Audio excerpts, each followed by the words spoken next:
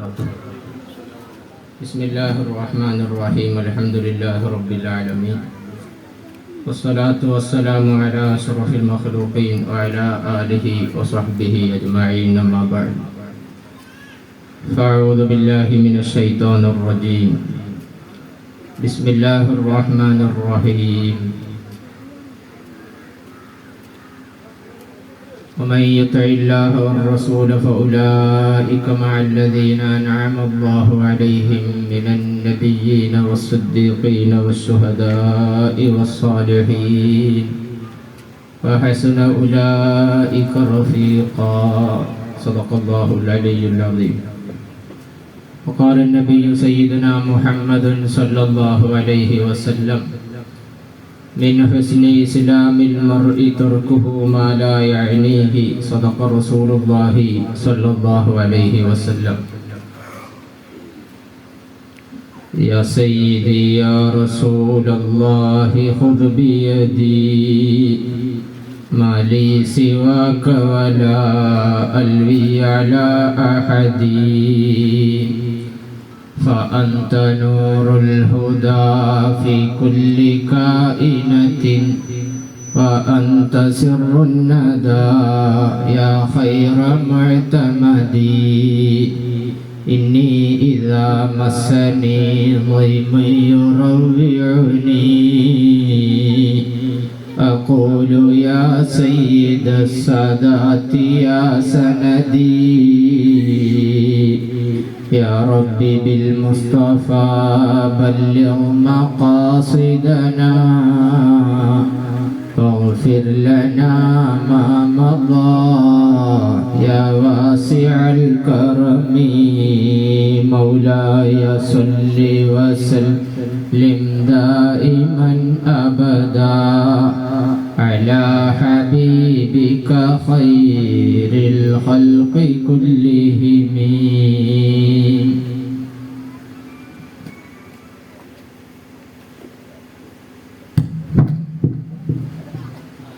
ഏറ്റവും ബഹുമാനാദരങ്ങൾ നിറഞ്ഞ ഉസ്താദവറുകൾ,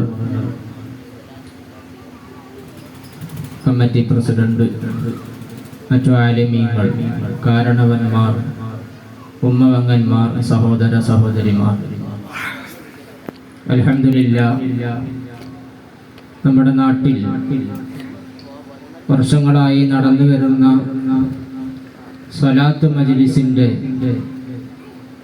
വാർഷികാഘോഷ പരിപാടികളിലാണ് നാം ഒത്തുകൂടിയിട്ടുള്ളത്. മഹാന്മാരായ പൂർവകാല സ്വാലിഹീങ്ങൾ ഈ നാടിൻ്റെ ആത്മീയമായ ചൈതന്യത്തിന് വേണ്ടി, നമ്മുടെ ആത്മീയ പുരോഗതിക്ക് വേണ്ടി, നമ്മുടെ ഈമാൻ നിലനിൽക്കാൻ വേണ്ടി സ്ഥാപിച്ച മജ്ലിസാണ് സ്വലാത്ത് മജ്ലിസ് എന്ന് പറയപ്പെടുന്നത്. വന്ദരായ ആശിഖുർ റസൂൽ കുണ്ടൂർ ഉസ്താദ് അടക്കമുള്ള മഹത്തുക്കളുടെ നിർദ്ദേശവും നേതൃത്വവും അവരുടെയൊക്കെ സാന്നിധ്യവും ദുആവും ഏറ്റുവാങ്ങിയ ഒരു നാടാണ് ഈ നാട്. അല്ലാഹു സുബ്ഹാനഹു വ തആല മഹത്തുക്കളോടുകൂടി ഈ ഒരു കൂട്ടായ്മയിലൂടെ സ്വർഗത്തിലേക്ക് കടക്കാൻ നമുക്ക് തൗഫീഖ് നൽകി അനുഗ്രഹിക്കുമാറാവട്ടെ. ഉദ്ഘാടന ഭാഷണത്തിൽ ഉസ്താദ് ഒരുപാട് കാര്യങ്ങൾ സൂചിപ്പിച്ചു.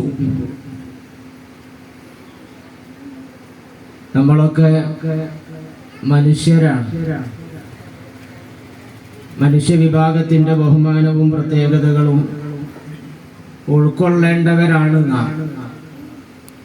എന്തിനാണ് അല്ലാഹു നമ്മളെ മനുഷ്യനാക്കിയത് എന്നും,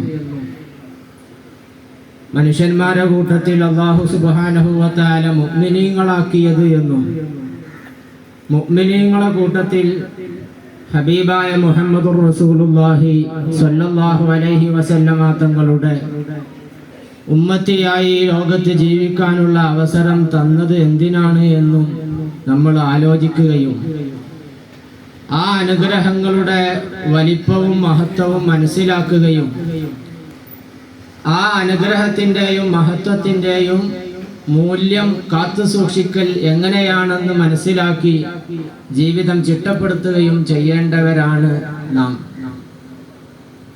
അങ്ങനെയാണ് ഏതൊരു വസ്തുവിനെയും ലോകത്ത് നിർമ്മിക്കപ്പെട്ടിട്ടുണ്ടെങ്കിൽ അതിൻ്റെ ലക്ഷ്യത്തിലേക്കാണ് നമ്മൾ അതിനെ ഉപയോഗിക്കുക. നമ്മുടെ കൈവശങ്ങളിലൊക്കെ ഒരുപാട് വസ്തുക്കളുണ്ട്, മൊബൈലുകളുണ്ട്, പല വാഹനങ്ങൾ, വാച്ച്, ചെരുപ്പ്, വസ്ത്രം, ഇങ്ങനെ തുടങ്ങി ലോകത്ത് ഉള്ള എല്ലാ വസ്തുക്കളും മനുഷ്യ വിഭാഗത്തിന് ഉപയോഗിക്കാനാണല്ലോ അള്ളാഹു സൃഷ്ടിച്ചത്. പ്രകൃതിയിലുള്ള വസ്തുക്കളൊക്കെ അങ്ങനെ തന്നെയാണ്. നമ്മൾ ഒന്നിനെയും അനാവശ്യമായി കുറ്റപ്പെടുത്തുകയോ നിസാരമാക്കുകയോ ചെയ്യാൻ പാടില്ല. കടിക്കാത്ത നായയെ കൊല്ലാൻ പാടില്ല, കടിക്കുന്ന നായയെ കൊല്ലാം. എന്തിനു വേണ്ടി? നമ്മളെ ഉപകാരത്തിന് വേണ്ടിയാണത്. കടിക്കാത്ത നായകളെ കൊല്ലാൻ പാടില്ല, എന്തിനു വേണ്ടി? അതും നമ്മുടെ ഉപകാരത്തിന് വേണ്ടിയാണ്. ഇങ്ങനെ ലോകത്ത് ഏത് വസ്തുക്കളെ സൃഷ്ടിച്ചിട്ടുണ്ടെങ്കിലും അതിൻ്റെ ഒക്കെ ലക്ഷ്യങ്ങൾ ഉൾക്കൊണ്ടുകൊണ്ട് പ്രവർത്തിക്കലാണ് ബുദ്ധി, തൻ്റെ ഇടം എന്ന് പറയപ്പെടുന്നത്. എന്നാൽ ലോകത്ത് ഏറ്റവും മൂല്യമുള്ള സാധനമാണ് മനുഷ്യൻ.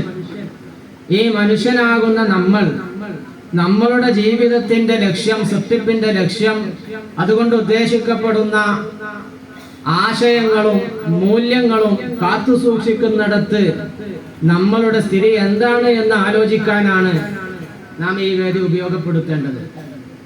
അങ്ങനെ ആയിരിക്കണം. നമ്മൾ നമ്മുടെ മൊബൈൽ ഉപയോഗിക്കുമ്പോൾ എത്ര വർഷം വാലിഡിറ്റി ഉണ്ട്, അല്ലേ? എത്ര കപ്പാസിറ്റി ഉണ്ട്? അതിനനുസരിച്ചാണോ എൻ്റെ ഉപയോഗം ഇതിന് നടക്കുന്നത്? ഞാൻ ഉദ്ദേശിച്ച മൂല്യത്തിലല്ല എങ്കിൽ ഞാൻ കമ്പനിക്ക് ഇത് പരാതി കൊടുക്കും. ഇങ്ങനെ നമ്മൾ എന്ത് ചെയ്യും? ആ രൂപത്തിലുള്ള വിഷയങ്ങളിലൊക്കെ നമ്മൾ ഇടപെടാറുണ്ട്. ഞാനൊരു ഉദാഹരണം പറഞ്ഞു എന്ന് മാത്രം. എന്നാൽ നമ്മെ സൃഷ്ടിച്ച് പരിപാലിക്കുന്നവനായ, നമ്മെ ഇല്ലായ്മയിൽ നിന്ന് സൃഷ്ടിച്ച യജമാനനായ റബ്ബ് നമ്മളെ കൊണ്ട് ഉദ്ദേശിക്കപ്പെടുന്നൊരു ലക്ഷ്യം നാം ഓരോരുത്തരുടെ ജീവിതത്തിൽ കാത്തു സൂക്ഷിക്കപ്പെടുന്നില്ലെങ്കിൽ റബ്ബ് പരാതി പറയൂല. റബ്ബിനോട് ഒരാളോട് പരാതി പറയാനില്ല, കംപ്ലൈന്റ് പറയാനില്ല. ഞാൻ ഒന്നുകൂടി നമ്മൾ ആലോചിക്കാൻ വേണ്ടി പറയാം. ഇവിടെ അൽഹംദുലില്ലാ നല്ല ദർസ് നടക്കുന്നുണ്ട്. ഒരുപാട് ദർസുകളും സ്ഥാപനങ്ങളും നമ്മൾ നടത്തുന്നുണ്ട്. മദ്രസ നടത്തുന്നുണ്ട്, സ്കൂളുകൾ നടത്തുന്നുണ്ട്, വിദ്യാഭ്യാസ സ്ഥാപനങ്ങൾ, അതുപോലെ പരിശീലന കേന്ദ്രങ്ങൾ, തൊഴിൽ ദാനം ചെയ്യുന്ന സ്ഥാപനങ്ങളൊക്കെ നമ്മൾ നടത്തുന്നു, ബന്ധപ്പെടുന്നു, അറിയുന്നു. നമ്മൾ ഉദ്ദേശിക്കുന്ന രൂപത്തിൽ എൻ്റെ മകൻ ഞാൻ അവനെ പോസ്റ്റ് ചെയ്ത അതല്ലെങ്കിൽ അഡ്മിഷൻ നൽകിയ സ്ഥാപനത്തിൽ നിന്ന് അവന് കിട്ടേണ്ടത് കിട്ടുന്നില്ലെങ്കിൽ നമ്മളെ അവസ്ഥ എന്തായിരിക്കും? ഒരു ഉദാഹരണം പറഞ്ഞു എന്ന് മാത്രം. അങ്ങനെ ചിന്തിക്കുമ്പോ യജമാനനായ റബ്ബ് നമ്മളെ ഇല്ലായ്മയിൽ നിന്ന് പടച്ചുണ്ടാക്കിയതിന്റെ ലക്ഷ്യം, അതിന്റെ ലക്ഷ്യത്തിന്റെ പൂർത്തീകരണത്തിലേക്കുള്ള അധ്വാനം പോലും നമ്മുടെ ഭാഗത്തു നിന്നുണ്ടായില്ല എങ്കിൽ അല്ലാഹു തആല ആരോടും കംപ്ലൈന്റ് പറയൂല.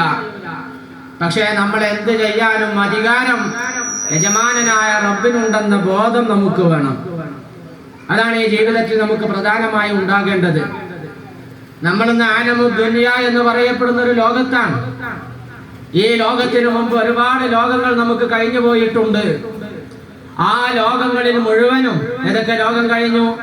ആലമുൽ അർവാഹ്, നമ്മുടെ ആത്മാക്കളെ മുഴുവനും ഒരുമിച്ച് കൂട്ടിയൊരു ലോകം കടന്നുപോയിട്ടുണ്ട്. അന്ന് ഒരുപാട് ഉടമ്പടികൾ നമ്മളോട് അല്ലാഹു തആല ചെയ്തിട്ടുണ്ട്. നമ്മളതൊക്കെ കേൾക്കുന്നവരാണ്, പഠിക്കുന്നവരാണ്. അതിങ്ങനെ കേട്ടു പോയാൽ പോരാ, ഞാനടക്കം നമ്മുടെ ജീവിതത്തിലേക്ക് തട്ടിച്ചു നോക്കിയിട്ടാണ് നമ്മൾ ക്ലാസ്സും വയലൊക്കെ കേൾക്കേണ്ടത്. ഇത്തരം വിഷയങ്ങളൊക്കെ കേൾക്കുമ്പോൾ സ്വന്തം ജീവിതത്തിലേക്കൊന്ന് തട്ടിച്ചു നോക്കണം. എന്നിട്ട് നമ്മളിങ്ങനെ അതിനെ ആലോചിക്കുമ്പോഴാണ് നമ്മുടെ ജീവിതത്തിൽ പരിവർത്തനങ്ങൾ ഉണ്ടാവുക. യാസീൻ സൂറത്തിൽ തന്നെ നമ്മൾ കേട്ടിട്ടുണ്ട്, നമ്മൾ ഓതാറുണ്ട്. അലം അഹദ ഇലൈക്കും യാ ബനി ആദമ അല്ലാ തഅബുദു ശൈത്താൻ. ഖുർആൻ പറഞ്ഞതാണ്, അലം അഹദ ഇലൈക്കും, നിങ്ങളിലേക്ക് ഞാൻ ഉടമ്പടി പറഞ്ഞിരുന്നില്ലയോ? യാ ബനി ആദം, ഓ ആദം നബിയുടെ സന്തതികളെ. നമ്മളൊക്കെ ആദം നബിയുടെ മക്കളാണ്. കഴിഞ്ഞ മാസം റജബ് മാസമായിരുന്നു.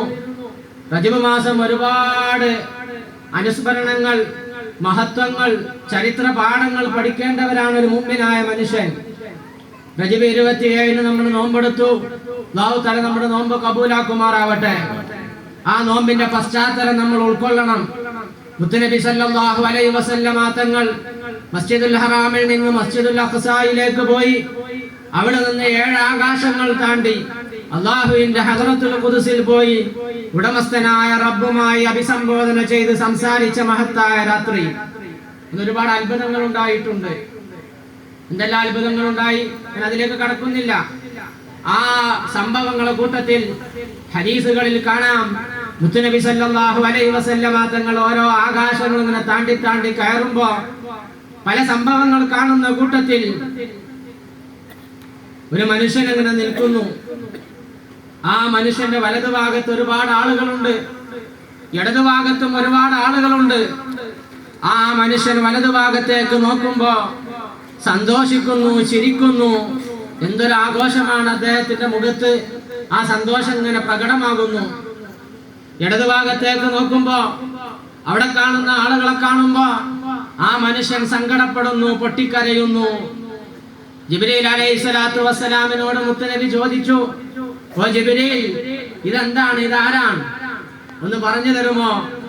നബിയെ, അത് ഉപ്പാപ്പ ആദം നബി അലൈഹിസ്സലാത്തു വസ്സലാമാണ്.